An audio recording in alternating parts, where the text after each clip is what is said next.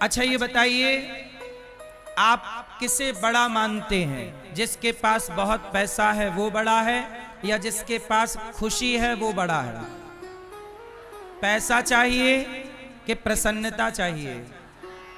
जोर से। प्रसन्नता। और प्रसन्नता पाने के लिए जरूरी नहीं है कि पैसा हो।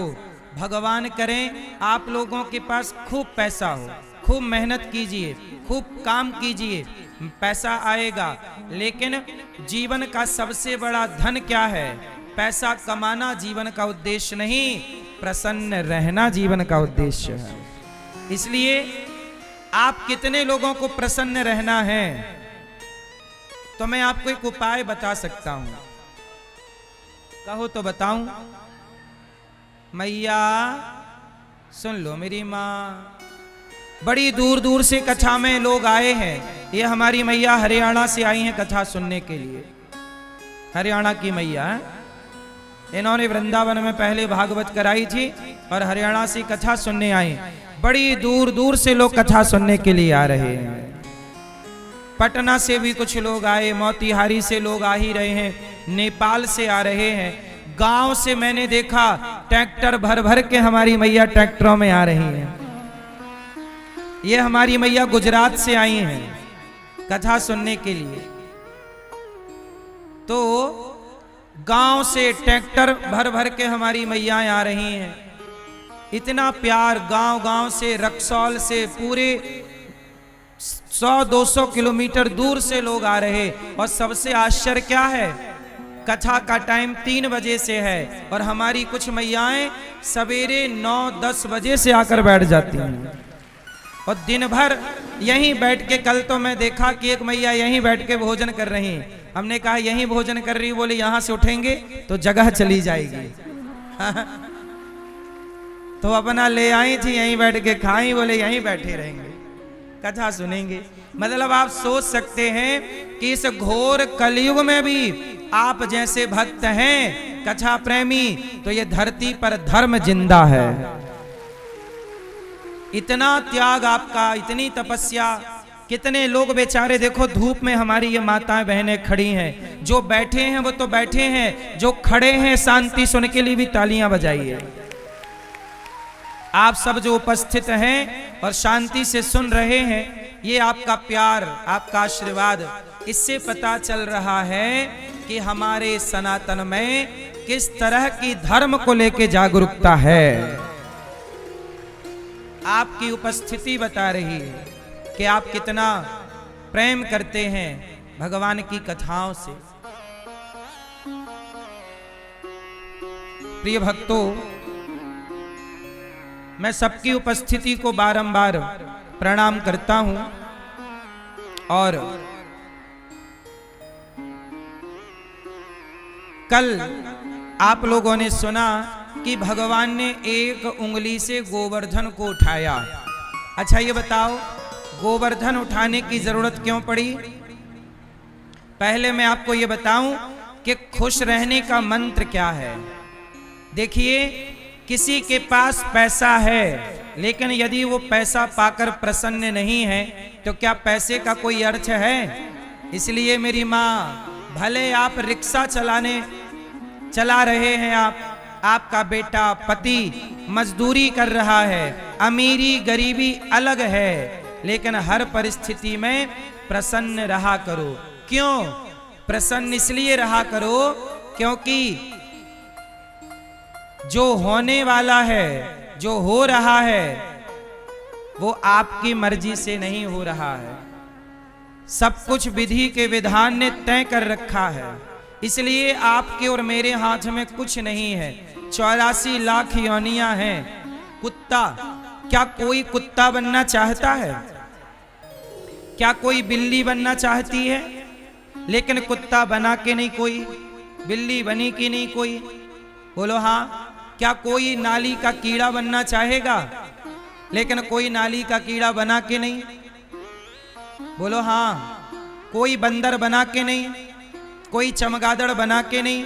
84 लाख योनियां आप उठाकर देखो। आप मनुष्य हो, आप रोज देखते हो कि इस धरती पे 84 लाख योनियों में बताओ सबसे प्रसन्न कौन है, सबसे सुखी कौन है?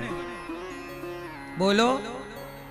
ईश्वर की बनाई रचना 84 लाख योनियां, लेकिन 84 लाख योनियों में क्या आपने किसी कुत्ते को मुस्कुराते देखा, गधे को मुस्कुराते देखा, चमगादड़ को मुस्कुराते देखा? अरे मुस्कुराने का, कथा सुनने का, कीर्तन करने का, सेवा करने का ये मौका केवल भगवान ने मनुष्य को दिया है। इसलिए आप बड़े भाग्यशाली हैं कि ईश्वर ने 84 लाख योनियों से निकालकर आपको सुंदर जीवन दिया है। इसलिए आप कहते हो कि महाराज जी हमारा पड़ोसी 10,000 के जूते पहनता है। आप दुखी हो जाते हो कि हमारा पड़ोसी तो 10,000 वाले जूते पहनता है, हमारे पास तो चप्पल भी नहीं है। हमारा पड़ोसी तो 15 लाख की गाड़ी पर चलता है, हमारे पास तो साइकिल भी नहीं है। जब आप अपने से बड़े को देखते हो तो सदा आप दुखी होते हो। लेकिन मैं आपको कहूं कि आप कहते हो कि वो 10,000 के जूते पहनता है, आप उसे ना देखो जिसे 10,000 के जूते जो पहना है, आप उसे देखो जिसके पांव ही नहीं है चप्पल पहनने के लिए। कितने लोग ऐसे हैं जो चप्पल हाथ में पहन के घिसटते हैं? बोलो हाँ। कितने लोग ऐसे हैं जो चप्पल कहां पहनते हैं? हाथ में पहन के और घिसटते हैं। अपाहे भैया इसको ना हिलाओ, उसको ना हिलाओ, है ना? कितने लोग ऐसे हैं जो हाथ में चप्पल पहन के घिसटते हैं और अपाहिज हैं, चलना चाहते हैं पर चल नहीं पाते। अब आप बताओ कि आप उनसे अच्छे हो ना जिनके पांव नहीं है चप्पल पहनने को? इसलिए कभी उसे ना देखो जो 10,000 के जूते पहनता है, सदा उसे देखो कि जिसके पास पांव नहीं है, उससे अच्छे हम हैं। जो दिया है विधाता ने, जितना दिया है संतुष्ट रहकर खुश रहा करो उसमें, बहुत है। मुझे तुमने दाता बहुत कुछ दिया है, तेरा शुक्रिया है।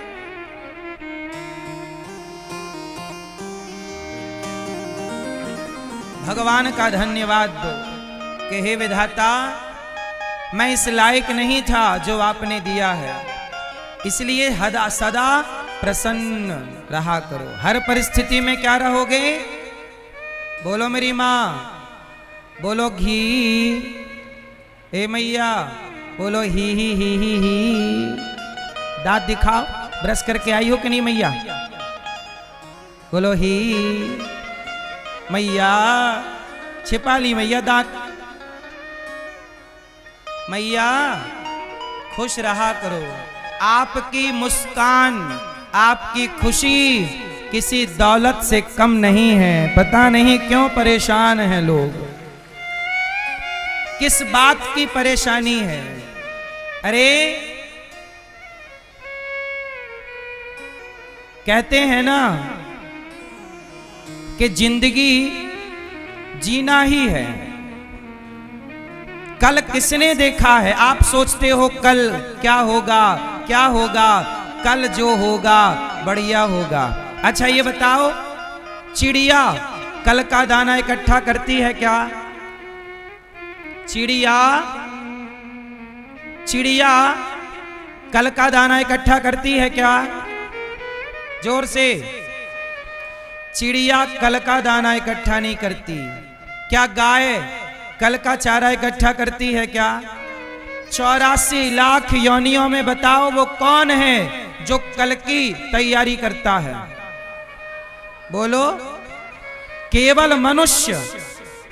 अच्छा कुत्ता, बिल्ली, पशु, पक्षी कल की तैयारी क्यों नहीं करते? उत्तर दो। क्योंकि उन्हें परमात्मा पर भरोसा है कि जिसने आज पेट भर दिया है वो कल भी पेट भर देगा। यदि भरोसा नहीं है किसी को तो केवल इंसान को भरोसा नहीं है। इसलिए हम ये कहते हैं कल की तैयारी करो, प्लानिंग करो, पर टेंशन लेकर नहीं, प्रसन्न होकर। कल किसने देखा है? कल किसने देखा है? आज हम खोए क्यों? और जिन घड़ियों में हंस सकते हैं उन घड़ियों में रोए क्यों? जिन घड़ियों में हम प्रसन्न रह सकते हैं उन घड़ियों में हम रोए क्यों? गाए जा मस्ती के तराने, ठंडी आहें भरना क्या? अरे मौत आएगी तो मर भी लेंगे, मौत से पहले मरना क्या? मौत आएगी तो मर लेंगे, क्यों परेशान होना, डर डर के क्यों जीना? कल जो होगा होगा, बिंदास रहो। आज वर्तमान को क्यों बिगाड़ रहे हो कल के चक्कर में? कल तो जो होना होगा वो होगा। राम का वनवास होना था, दशरथ जी टाल पाए? बोलो, होनी आप टाल ना पाओगी मेरी मां, ना मैं टाल पाऊंगा। राम का वनवास दशरथ जी जानते थे कि राम को वनवास जाना है। ये बात दशरथ जी तब जान गए थे जब राम का जन्म नहीं हुआ था, अर्थात राम प्रकट नहीं हुए। राम के प्रकट से पहले दशरथ जी को ये बात पता थी, वशिष्ठ जी ने बताई थी। एक बार दशरथ जी ने पूछा कि गुरुदेव क्या मेरे कोई पुत्र नहीं होगा? क्योंकि बुढ़ापे तक दशरथ जी के कोई संतान नहीं थी। तो वशिष्ठ जी से कहा कि दशरथ जी ने कि गुरुदेव क्या मेरे कोई पुत्र नहीं होगा? तब गुरु वशिष्ठ जी ने कहा कि तुम्हारे 4 पुत्र होंगे। कितने होंगे? कितने होंगे? 4, और चारों साक्षात भगवान के अवतार होंगे। लेकिन याद रखना दशरथ जी, तुम जिस बेटे से बहुत प्रेम करोगे वो बेटा तुम्हें छोड़कर चला जाएगा, राम, और उसे भेजोगे तुम। राम का वनवास होगा और उन्हीं की याद में आपको मरना पड़ेगा। ये भविष्यवाणी पहले से दशरथ जी को पता थी। मैया आपको पता चल जाए कि कल ये होने वाला है, चाह कर भी जान कर भी आप कल की होनी को टाल नहीं सकते। इसलिए जिन घड़ियों में हंस सकते हैं उन घड़ियों में रोए क्यों? कल जो होगा होगा, आज खुश रहो ना, प्रसन्न रहो ना, आज को जी लो बिंदास। कल आएगा तो कल भी जिएंगे, परसों आएगा परसों, जरूरी थोड़ी है कि कल आएगा। इसलिए आज हम प्रेम से हंस लें, बोल लें, बता लें, गले लग लें, गले लगा लें, प्यार मोहब्बत से जी लो, भले काम कर लो, तुम्हारे हमारे आंसू पहुंच लो। क्योंकि कल हम ये कर पाए ना कर पाए, आज हम आपके आंसू पहुंच सकते हैं, आज हम आपको गले लगा सकते हैं, आज हम आपको पेट भर रोटी दे सकते हैं, आप हमें दे सकते हैं, दे दो। क्योंकि कल हम खाने लायक रहें, आप आंसू पहुंचने लायक रहो ना रहो, बोलो हाँ कि ना। इसलिए कल किसने देखा है, आज हम खोए क्यों? और जिन घड़ियों में हंस सकते हैं उन घड़ियों में रोए क्यों? गाए जा मस्ती के तराने, ठंडी आहें भरना क्या? गाए जा मस्ती के तराने, ठंडी आहें भरना क्या? और मौत आएगी तो मर भी लेंगे, मौत से पहले मरना क्या? मुकद्दर का लिखा, मुकद्दर का लिखा, मुकद्दर का लिखा मिटता नहीं आंसू बहाने से। जो होनी है वो होके रहेगी किसी बहाने से। उसे ना राम टाल पाएंगे। भगवान कृष्ण के पिता जेल में हैं। भगवान कृष्ण के पिता कहाँ हैं? कहाँ हैं? माँ कहाँ है? क्या भगवान के माँ बाप का जेल भगवान टाल सके? इसलिए मेरी मां, जो भाग्य में हैं, जो कर्म दंड हैं, भीष्म पितामह की बाणों की सैया कोई टाल सका? उत्तर दो। इसलिए मस्ती से भगवान का चिंतन करो, मस्ती से समाज की सेवा करो, अपने कर्तव्यों को ईमानदारी से पूरा करो। जिम्मेदारी जो विधाता ने दिया ईमानदारी से पूरा करो और सब भगवान पे छोड़ दो, क्योंकि तुम्हारे हाथ में कुछ नहीं है सिवाय रेखाओं के। रेखाओं में लिखा क्या है वो भी तुम नहीं जानते, जो जानता है। अच्छा ये बताओ, आपकी रेखाओं में बहुत कुछ लिखा है, क्या आपको पढ़ना आता है? लेकिन लिखा है कि नहीं? बोलो हाँ। भाग्य की रेखा, हस्त रेखा, लिखा सब कुछ है, आपको पढ़ना नहीं आता। अच्छा पढ़ना किसे आता है?